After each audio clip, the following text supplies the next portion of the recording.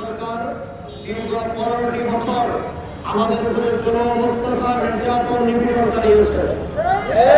দেশের সাধারণ মানুষকে ঘরে শান্তিতে ঘুমাইতে দেয় নাই। এদেশের ব্যবসায়ীদেরকে শান্তিতে ব্যবসা করতে দেয় নাই। টানাবাজি, মাস্তানি, টেন্ডারবাজি সহ দেশকে লুটপাট করে খেয়ে তারা চলে গেছেন। আজকে দেশের স্বাধীনতাকামী লড়াকু সৈনিকরা ছাত্র জনতার আন্দোলনের মাধ্যমে এই দেশ 2024 সালের 5ই আগস্ট নতুন ভাবে স্বাধীনতা লাভ করে। আমরা এই স্বাধীনতার স্বপ্ন বাস্তবায়নে এমনভাবে করব যেইভাবে আওয়ামী লীগ লুটপাট করেছে, লুটপাটকারী যদি নতুন কেউ হয় তাদেরকে ধরতে হবে, হাতে দমন করা হবে।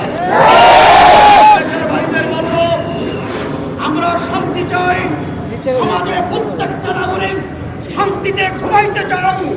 কেউ যদি আমাদের